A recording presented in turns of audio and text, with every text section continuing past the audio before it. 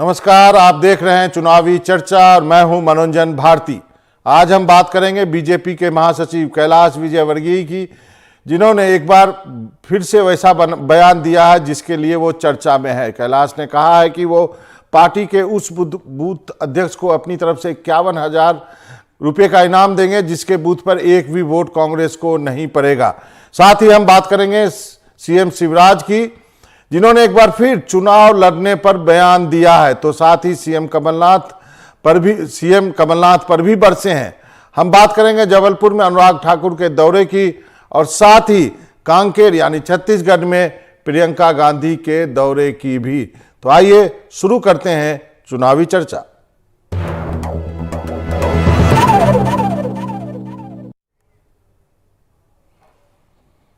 तो चुनावी चर्चा में आपका स्वागत है। तो जैसा कि मैंने बताया कि सबसे पहले हम बात करेंगे कि किस तरह की बयानबाजी जो है वो होने लगी है। सबसे पहले बात करते हैं बीजेपी उम्मीदवार कैलाश विजयवर्गीय की। उनका एक वीडियो जमकर वायरल हो रहा है। वायरल वीडियो में कैलाश विजयवर्गीय कहते हुए नजर आ रहे हैं कि भारतीय जनता पार्टी को आशीर्वाद दीजिए, कांग्रेस पार्टी को इस बार एक भी वोट नहीं दिया जाना चाहिए। उन्होंने कहा कि जिस भी वार्ड से कांग्रेस को एक भी वोट नहीं मिलेगा उसके बूथ अध्यक्ष को वो 51,000 रुपये इनाम में देंगे। दरअसल बीजेपी के राष्ट्रीय महामंत्री कैलाश विजयवर्गीय को इंदौर एक सीट से उम्मीदवार बनाया गया है। वो अपने चुनाव क्षेत्र में घूम घूम कर मतदाताओं से मिल रहे हैं। इस बीच एक जनसभा को संबोधित करते हुए कैलाश विजयवर्गीय का ये वीडियो वायरल हो गया, जिस पर विपक्ष सवाल खड़े कर रहा है। क्या कहा है कैलाश विजयवर्गीय जी ने, ये सुनाते हैं। बात दीजिए, भारतीय जनता पार्टी को आशीर्वाद दीजिए, कांग्रेस को इस वार्ड से एक भी वोट नहीं जाए। मैंने घोषणा की है, जिस पोलिंग बूथ पे एक भी वोट कांग्रेस को नहीं मिलेगा उस बूथ के अध्यक्ष को 51,000 रुपये दूंगा मैं। 51,000, एक भी वोट नहीं मिलेगा तो आप सब प्रयास करिए कि यहाँ से कांग्रेस को वोट नहीं मिले, क्योंकि कांग्रेस ने यहाँ पर कोई काम नहीं किया। मैं तो आप सुन रहे थे कैलाश विजयवर्गीय को खुलेआम घोषणा कर रहे हैं कि 51,000 जो है वो इनाम में देंगे जहां कांग्रेस को एक भी वोट नहीं पड़ेगा। आगे बढ़ते हैं। भोपाल में सीएम शिवराज सिंह चौहान ने प्रेस कॉन्फ्रेंस की है। इस दौरान सीएम ने कहा कि आज का दिन एमपी के इतिहास में याद किया जाएगा। पहले हमने जन आशीर्वाद यात्रा निकाली, तब भी प्रदेश की जनता को करोड़ों की सौगात दी। इस दौरान सीएम शिवराज ने कांग्रेस प्रदेशाध्यक्ष कमलनाथ पर हमला बोलते हुए कहा कि कमलनाथ मध्य प्रदेश का अपमान कर रहे हैं, प्रदेश को चौपट कहकर प्रदेश को अपमानित कर रहे हैं। यहाँ विकास का काम हो रहा है। वहीं सीएम शिवराज सिंह चौहान ने चुनाव लड़ने को कहा कि जनता से पूछकर ही चुनाव लड़ा जाता है, बहनों से ही पूछते हैं चुनाव लड़ें, वो कहती हैं तो चुनाव लड़ो तो चुनाव लड़ेंगे, ये बहनों के साथ मेरा रिश्ता है। सुनाते हैं मुख्यमंत्री को आपको। इसका मतलब भाई बहन समझते हैं और मामा की प्रदेश की जनता जो परिवार है वो समझती है। चुनाव लड़ेंगे तो जनता से पूछ के ही तो लड़ेंगे। हम पूछते हैं लड़ें क्या, नहीं लड़ें, जनता कहती लड़ो। तो ये तो देखो हमारा परिवार का रिश्ता है। इसको समझने के लिए काफी गहरी दृष्टि चाहिए।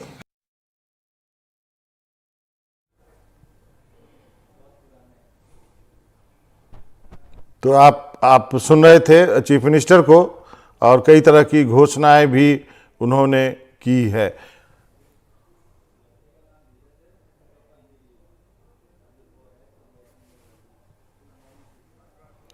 सीधे अनुराग के पास चलते हैं। अनुराग, आपने सुना मुख्यमंत्री बार बार जो है वो कह रहे हैं कि चुनाव लड़ा जाए तो जनता से पूछेंगे, बहनों से पूछेंगे, इसका क्या अर्थ लगाया जाए? मामा ये इमोशनल अत्याचार कर रहे हैं या इमोशनल हो रहे हैं? दोनों बातें बाबा। बुरहानपुर हो, बुधनी हो, भोपाल हो, कई जगहों पर हमने सुना जब मुख्यमंत्री शिवराज सिंह चौहान जनता से पूछ रहे हैं कि मैं चुनाव लड़ूं। बुरहानपुर में उन्होंने कहा बड़े भावुक होकर मंच से महिलाओं के सम्मेलन में कि मैं तुम्हारी आवाज़ हूं, मैं शिवराज हूँ, मैं तुम्हारे स्वावलंबन की आवाज़ हूँ, और मैं अगर फिर आया तो तुम्हारे लिए काम करूँगा। तो ऐसी कई बातें हैं जिनसे जो राजनीति के जानकार हैं उनको लग रहा है कि ये बहुत अलग सा रूप है, भावुक रूप है, विदाई वाला रूप है। तो तरह तरह की उपमाएं दी जा रही हैं जब भी वो चुनाव में जा रहे हैं। लेकिन अगर हम इसको पढ़ पा रहे हैं तो इसको दो तरीक़ों से देखना होगा कि क्या चुनाव से पहले शिवराज सिंह ने पहली बार ऐसा भावुक भाषण दिया है? जवाब है नहीं। इससे पहले के चुनाव में भी इस तरह के भाषण देते रहे हैं। दूसरा, क्या वो इकलौते नेता हैं जो चुनाव में जाकर ऐसे भावनात्मक रूप से जनता के साथ जुड़ने की कोशिश कर रहे हैं या ऐसी बातें कह रहे हैं? इसका जवाब भी नहीं है। कई सारे नेता जब चुनाव पास में आते हैं तो दिखाने की कोशिश करते हैं कि जनता से वो उनकी कितनी नज़दीकी है, और जनता जो कहती है वो वैसा करते हैं। ये कई सारी चीज़ें राजनीति में आप और मैं भी जानते हैं कि बहुत सारी चीज़ें प्रतीकात्मक होती हैं, सिंबॉलिक होती हैं। जहाँ तक महिलाओं की बात है तो इसके लिए हमने बहुत विस्तृत तौर पर बताया कि कैसे इस बार मध्य प्रदेश में जो महिलाएं हैं उनकी तादाद बढ़ी है। और अगर आप देखें, इसीलिए जो महिला केंद्रित योजनाएं हैं, फिर चाहे कांग्रेस अगर नारी सम्मान उससे पहले बीजेपी लाडली बहना लेकर के आ गई थी, और अब आप मध्य प्रदेश में देखें तो बच्ची जब पैदा होती है उससे लेकर के उसके बुढ़ापे तक के लिए सरकार ने कुछ न कुछ पैसों का इंतजाम किया है। लेकिन अनुराग, मेरा सवाल ये है कि मुख्यमंत्री जो ये बात बार बार हर मीटिंग में कह रहे हैं, सीधे सीधे आपसे बात करते हैं, विशुद्ध राजनीति की बात कर लेते हैं, क्या उनको कहीं दिल में ये है कि शायद उनका टिकट नहीं होगा या केंद्रीय नेतृत्व उनको मना कर देगा कि आप इस बार चुनाव मत लड़िए? क्या ऐसी भी संभावना आप वहां पर सुन रहे हैं? देखिए, राजनीति है, चुनाव है, तो कयास कई तरीके के हैं। बीजेपी के खेमों में भी कई बार इस तरह की बातें उठ जाती हैं कि शायद उनको चुनाव इस बार न लड़ने को मिले। लेकिन बाबा, अगर आप स्थिति देखें तो ये जो अभी तक बार बार ये सवाल उठ रहा है कि अभी तक उनके टिकट का ऐलान क्यों नहीं हुआ है, तो अगर आप वस्तु स्थिति देखें तो अभी तक जिन 79 सीटों का ऐलान हुआ है, क्या उसमें से कोई ऐसी सीट है जिसमें कोई मंत्री अभी तक खड़ा हुआ हो या उसका टिकट काट दिया गया हो? जवाब है नहीं। 76 उसमें से ऐसी सीटें हैं जो पिछले 3 या 5 दफ़े से कांग्रेस जीत रही है, यानी वो सीटें हैं जिन पर बीजेपी के प्रत्याशियों के नाम का ऐलान हुआ है, जो बीजेपी की नहीं है या परंपरागत रूप से जहां कांग्रेस मजबूत स्थिति में है। तो अभी तक तो अगर इसका ये मतलब है कि नाम अनाउंस नहीं हुआ इसलिए सीएम को टिकट नहीं मिल रहा, तो फिर ये भी मान लेना चाहिए कि मंत्रिमंडल में जितने 34 मंत्री उनको भी टिकट नहीं मिलेगा। तो मुझे लगता है ये थोड़ी जल्दबाजी होगी। जब बीजेपी अपनी लिस्ट, यानी कि जिन सीटों पर बीजेपी मजबूत रही है, उनके विधायक, मंत्री और ख़ुद मुख्यमंत्री आते हैं, जब उनकी लिस्ट आने लगे और उस वक्त शिवराज जी का नाम बहुत आखिर में आए, तो समझना चाहिए कि शायद उनकी स्थिति पे कोई ख़तरा है। पर बहरहाल मुझे फ़िलहाल तो नज़र नहीं आता कि उनको टिकट नहीं मिलेगा। हाँ, ये ज़रूर है कि बीजेपी के कुछ खेमों से भी अगर आप अनौपचारिक तौर पर बातचीत करें तो वो ऐसी बात जताने लगते हैं कि हो सकता है शायद उनको टिकट ना मिले। पर आप और मैं बखूबी जानते हैं कि राजनीति में कभी कभी अपने खेमे के लोग भी इस तरह की बातें कहते करते हैं। कितनी सच्चाई है आने वाला वक्त बताएगा, लेकिन इस तरह की बातें बीजेपी के खेमे में भी उठ रही हैं, ये पुष्टि मैं कर सकता हूँ। जी अनुराग, आपका बहुत बहुत शुक्रिया। अनुराग, मैं आपको जाने दे रहा हूँ, आपको बहुत काम है, मुझे मालूम है, आप जाइए, बाकी काम कीजिए। बाकी सहयोगी हमारे साथ जुड़े हुए हैं। ग्वालियर सीधे चलते हैं। ग्वालियर में राहुल गांधी के दावे पर केंद्रीय मंत्री ज्योतिरादित्य सिंधिया ने जवाब दिया है। सिंधिया ने क्या कहा है, ये सुनाते हैं आप। कुछ लोग तो दावा करने वाले होते हैं और कुछ लोग जनता में विश्वास रखते हैं। भारतीय जनता पार्टी जनता के आशीर्वाद में विश्वास रखती है और मध्य प्रदेश में भारतीय जनता पार्टी की सरकार जनता के आशीर्वाद के आधार पर पूर्ण बहुमत के साथ बनेगी। हमारे साथ जुड़े हुए हैं देव जी, सीधे आपके पास आता हूं। पता नहीं कितने चुनाव तो आपने देखे होंगे, कवर किए होंगे, इस बार की स्थिति क्या है? अभी आपने सुना अनुराग को भी, मुख्यमंत्री की सीट अभी तक अनाउंस नहीं हुई है। मुख्यमंत्री हर जगह जाकर के बोल रहे हैं कि बहनों से पूछ रहे हैं कि मैं चुनाव लड़ूं या ना लड़ूं। यहाँ पर सिंधिया साहब जो हैं वो अब बीजेपी के माला और झंडे के तले अब राहुल गांधी पे सवाल उठा रहे हैं। एक समय दोनों पक्के दोस्त होते थे। वहाँ की स्थिति क्या है ग्वालियर, गुना, इस संभाग की? जिनको बाबा, ये आपने सुना ही अभी राहुल गांधी के बयान पर, बयान ज्योतिरादित्य सिंधिया का। पिछले दिनों जब राहुल गांधी जब मध्य प्रदेश और छत्तीसगढ़ के दौरे पे थे तो उन्होंने कहा था कि मध्य प्रदेश और छत्तीसगढ़ में हमारी सरकार बन रही है और राजस्थान में हम कड़ा मुकाबला कर रहे हैं और वहां भी हम एक मजबूत स्थिति में हैं। तो आज जब ज्योतिरादित्य सिंधिया ग्वालियर आए तो मीडिया ने उनसे इस पर प्रतिक्रिया चाही तो उन्होंने कहा कुछ लोग दावे करते हैं और कुछ लोग जो है उसको साकार करके दिखाते हैं। तो हमारी पार्टी जो है साकार करके दिखाने वाली पार्टी है और हम निश्चित तौर पर मध्य प्रदेश में सरकार बनाने जा रहे हैं। तो जैसा कि आपने कहा कि किसी जमाने में हमारे चंबल में कितने लंगोटिया यार थे ये, हालांकि दोनों लंगोट नहीं पहनते होंगे, लेकिन लंगोटिया यार जो है अब एक दूसरे के खिलाफ सीधे खड़े हुए हैं और एक दूसरे पर वार कर रहे हैं। हालांकि हम बता दें कि अभी राहुल गांधी हो या प्रियंका गांधी ज्योतिरादित्य सिंधिया के खिलाफ सीधा कुछ बोलते नहीं है, उनकी बात पर प्रतिक्रिया नहीं देते हैं। जब प्रियंका गांधी ग्वालियर आई थी तो उन्होंने कम से कम अपनी दोस्ती की इतनी लाज तो रखी थी और उन्होंने कहा था कि हम भी यहाँ के लोगों के खिलाफ बोल सकते हैं कि उन्होंने पार्टी क्यों छोड़ी, लेकिन हम बोल नहीं रहे हैं, ठीक है, क्योंकि हमारे पास सामने दूसरे मुद्दे हैं, महंगाई है, बेरोजगारी है, तो हम उस पर बात करना चाहेंगे। लेकिन आज ज्योतिरादित्य सिंधिया ने सीधे सीधे राहुल गांधी के मैटर पर प्रतिक्रिया दी। और ये बात सही है कि राजनीति में, जैसा कि अभी अनुराग जी ने कहा या अपन बात कर रहे हैं कि लोग क्या बोलेंगे, चुनाव का नजदीक होता है तो भावनात्मक कार्ड भी खेलते हैं और ये भी बताने की कोशिश करते हैं कि हम बहुत ताकतवर हैं, हम बहुत सक्षम हैं, लेकिन ऐसा होता नहीं है। जब आदमी अपनी ताकत का एहसास कराता है तो निश्चित तौर पर कहीं ना कहीं उसके मन में कमजोरी दिखाई देती है ना। तो मध्य प्रदेश में कांग्रेस की वैसी, ये देव जी आपने बहुत बड़ी बात कर दी कि जब आदमी अपनी ताकत ज्यादा दिखाने की कोशिश करता है तो कहीं ना कहीं उसके अंदर अपनी कमजोरी का भी एहसास होता है। ये होता है कि आप बड़े लोगों से बात करें। देव जी आपके इस लाइन के लिए आपको बहुत बहुत शुक्रिया। ये लाइन बहुत दिनों तक मेरे में दिमाग में गूंजती रहेगी। इसी को कहते हैं अनुभव, जो कि केवल आप काम करके ही सीख सकते हैं। देव जी आपका बहुत बहुत शुक्रिया इस तमाम जानकारी के लिए। शुक्रिया सर। आगे बढ़ते हैं। जबलपुर में केंद्रीय मंत्री अनुराग ठाकुर ने आम आदमी पार्टी पर जमकर हमला बोला है। केंद्रीय मंत्री अनुराग ठाकुर ने कहा कि दिल्ली में सबसे भ्रष्ट सरकार है, जिसके उप मुख्यमंत्री, स्वास्थ्य मंत्री से लेकर के अब सांसद तक जेल में है। क्या कहना है अनुराग ठाकुर का, ये सुनाते हैं आपको। राजनीति में आने से पहले कहते थे कि इस कुर्सी में ही कोई खोट है, जो बैठता है उसको भ्रष्टाचारी हो जाता है।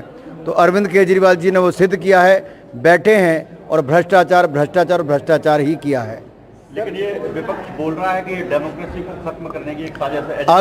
अगर देश को लूटने वालों के खिलाफ कार्रवाई होती है तो जांच एजेंसियों का काम है, और जिनको ये ईमानदारी का प्रमाण पत्र दे रहे थे वो सत्येंद्र जैन जी से लेकर मनीष सिसोदिया जी कई महीनों से नहीं, एक साल से ज़्यादा समय से जेल में हैं।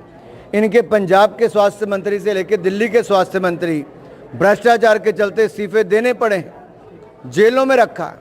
सत्येंद्र जैन 10 महीने जेल में रहे, अभी भी हैं, और 10 महीने जेल से मंत्रालय चलाते थे, जेल मंत्री भी थे, स्वास्थ्य मंत्री भी थे। ये कैसी राजनीति है? ये भ्रष्ट चेहरा अरविंद केजरीवाल जी और आम आदमी पार्टी का उजागर हुआ है। सीधे जबलपुर चलते हैं। संजीव जी हमारे साथ जुड़ गए, हमारे वरिष्ठ सहयोगी। संजीव जी बहुत आजकल बिजी होंगे, कभी प्रधानमंत्री तो कभी केंद्रीय मंत्री तो कभी कोई और नेता। मतलब जबलपुर एक सोया हुआ सा शहर एकदम लगा कि एकदम एकाएक दौरे पे दौरे हुए जा रहे हैं।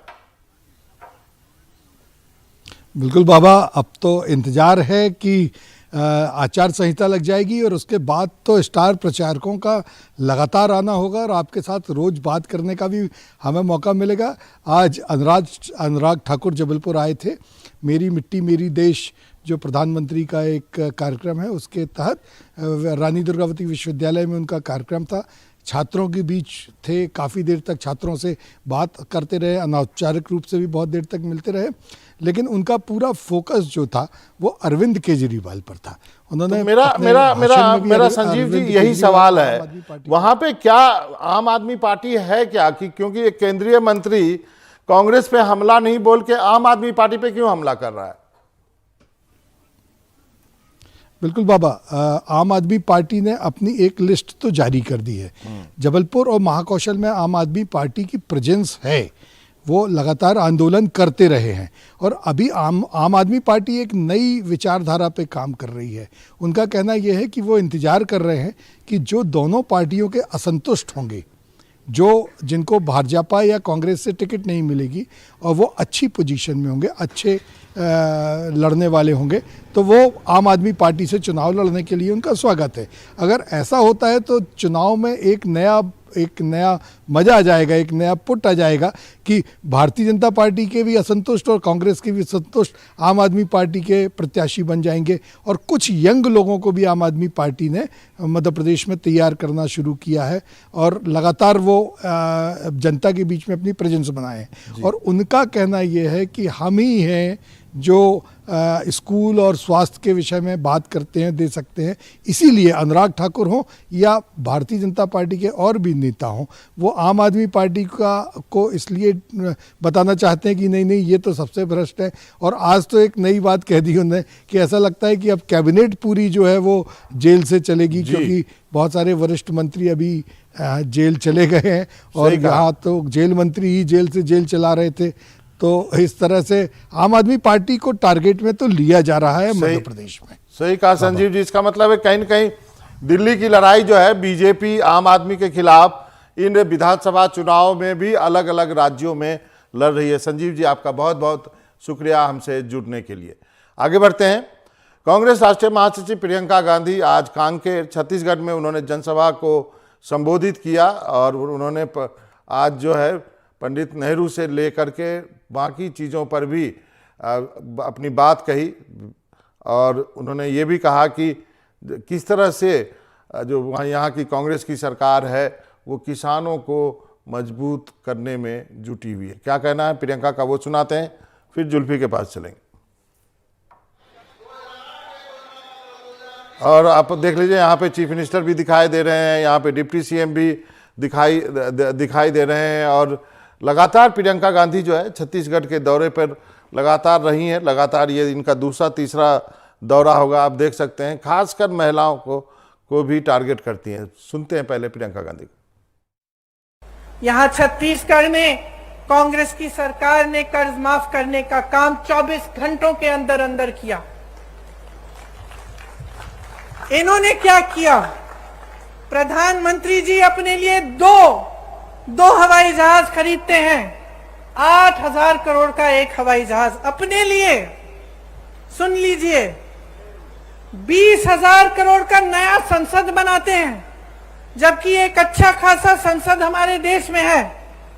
27,000 करोड़ का एक यशोभूमि नया बड़ा हॉल बनता है, 27,000 करोड़ का। और जब ओपीएस की बात होती है, पेंशन की बात होती है, आप सरकारी कर्मचारी हैं, यहाँ खड़े हैं, जब आपके पेंशन की बात होती है तो क्या जवाब देते हैं? कहते हैं कि पैसा नहीं है। जुल्फिकार अली के पास। जुल्फी, प्रियंका गांधी छत्तीसगढ़ को लगातार विजिट कर रही हैं और लगातार उन मुद्दों को उठा रही हैं जिस पर कि जनता से सीधे पहुंचा जा सकता है। जैसे अभी का जो हमने भाषण सुनाया, सीधे जो है pension scheme, old pension scheme की बात कर रही थी। जी भाव, लगातार प्रियंका गांधी का छत्तीसगढ़ दौरा हो रहा है और आज कांकेर के दौरे पर थे। तो सबसे पहले जो उन्होंने केंद्र सरकार को तो घेरा ही, उसके साथ साथ उन्होंने गांधी परिवार का बस्तर से रिश्ता भी बताया कि किस तरीके से बस्तर के साथ उनका रिश्ता है। अब चुनावी समय है, ऐसे में प्रियंका गांधी का दौरा है या इससे पहले मल्लिकार्जुन खड़गे, तमाम लोगों का दौरा है। तो जातिगत समीकरण के आधार पर छत्तीसगढ़ में कांग्रेस अपनी बिसात बिछा रही है। प्रियंका गांधी के जितने भी दौरे अभी हुए हैं और आज के दौरे को अगर देख लिया जाए तो सीधे तौर से सभी वर्गों को साधने के अलावा जो फोकस सबसे बड़ा है वो महिलाएं हैं। कि प्रियंका गांधी कांग्रेस पार्टी की ये कहे कि महिलाओं के रूप में एक ब्रांड एम्बेसडर के तौर पर है और उनको उस तरीके से प्रोजेक्ट किया जा रहा है कि कांग्रेस पार्टी महिलाओं की हितैषी है। अभी तक छत्तीसगढ़ में अगर देखें बाबा तो भरोसे के सम्मेलन कांग्रेस सरकार आयोजित करती रही है और ये आज चुनाव आचार संहिता से पहले लगभग आखिरी सरकार का ये कार्यक्रम था। यहाँ पर नगरीय निकाय एवं पंचायत महासम्मेलन का यहाँ पर सम्मेलन किया गया जिसमें प्रियंका गांधी शामिल हुई। तो इस मंच से ये कहने की कोशिश की गई है, मुख्यमंत्री हो या प्रियंका गांधी हो, कि कांग्रेस पार्टी महिलाओं की हितैषी है। उन्होंने राजीव गांधी को याद करते हुए कहा कि राजीव गांधी ने 77 में 74 में संशोधन में पंचायती राज में महिलाओं को प्रतिनिधित्व बढ़ाया, उनको आरक्षण दिया और महिलाएं आज सशक्त हुई हैं। और बस्तर को ही नगरीय निकाय और पंचायत सम्मेलन के लिए चुनने की वजह यह है कि बाबा कि बस्तर में महिलाओं का सशक्तिकरण तो हुआ है और महिलाएं यहाँ पर प्रतिनिधित्व करती हैं। घर के चलाने की जिम्मेदारी अगर देखें तो महिलाओं की होती है और महिलाओं का जो प्रतिशत है बस्तर में ज्यादा है। बस्तर में कामकाजी महिलाओं की संख्या ज्यादा है, चाहे वो खेत में काम कर रही हो या छोटे छोटे घर में कुछ महुआ है, तेंदुपत्ता है, इन सब चीजों का संग्रहण करके राज्य सरकार को भेजती हूँ। तो यहाँ ये कहने की कोशिश की गई है कि महिलाओं के लिए कांग्रेस की मौजूदा सरकार और पूर्ववर्ती जितनी सरकारें रही हैं उन्होंने काम किया है, क्योंकि जब से केंद्र ने 33% महिलाओं के आरक्षण बिल पास किया तो उसके बाद से श्रेय लेने की कोशिशें छत्तीसगढ़ में चल रही है। भारतीय जनता पार्टी अपनी कोशिश कर रही है और कांग्रेस अपनी कोशिश कर रही है, क्योंकि अब बहुत कम वक्त बचा है। 102 दिन के अंदर ये उम्मीद जताई जा रही है कि आचार संहिता लग जाएगा, तो ये आखिरी कार्यक्रम था। तो इस मंच से कांग्रेस सरकार की तारीफ की गई। वहीं केंद्र सरकार पर प्रियंका गांधी बरसते हुए भी नजर आए। उन्होंने कई सारे केंद्र सरकार पर आरोप लगाए और कहा कि केंद्र की सरकार गरीब विरोधी सरकार है, आदिवासी विरोधी सरकार है, कांग्रेस की सरकार है, पेशा कानून छत्तीसगढ़ में लागू किया गया। तो ये तमाम बातें यहाँ पर कही गई और महिलाओं को खासकर साधने की कोशिश की गई है। जी जुल्फी, आपका बहुत बहुत शुक्रिया। आपने सही कहा कि छत्तीसगढ़ के महिलाओं के लिए प्रियंका जो है एक ब्रांड एम्बेसडर बनती जा रही हैं। आपका बहुत बहुत शुक्रिया जुल्फिकार रायपुर से जुड़ने के लिए। और आपको सुनाते हैं कि एमपी के ऊर्जा मंत्री प्रद्युम्न सिंह तोमर ने कहा है कि एमपी सरकार 1 करोड़ परिवारों को 100 रुपये में 100 यूनिट बिजली दे रही है। उन्होंने कहा कि इतनी सस्ती बिजली और कहीं नहीं है। साथ ही उन्होंने कांग्रेस पर भी कई तरह के आरोप लगाए हैं। सुनाते हैं क्या करना है प्रद्युम्न सिंह का। यहाँ पे बूथ अध्यक्ष भी देश का प्रधानमंत्री बन सकता है, देश का राष्ट्रीय अध्यक्ष बन सकता है और उसके उदाहरण भी है। यहाँ पर कांग्रेस के अंदर एक पावर निश्चित लोगों के पर व्यक्तियों के पास होता है, वहाँ संगठनात्मक रूप से आप देख रहे हो कोई ढांचा नहीं है। तो आज चुनावी चर्चा में इतना ही। हमें मनोरंजन भारती को इजाज़त दीजिए, लेकिन कहीं जाइएगा नहीं। एनडीटीवी के मध्य प्रदेश छत्तीसगढ़ चैनल में खबरों का सिलसिला लगातार जारी है। फिलहाल के लिए नमस्कार।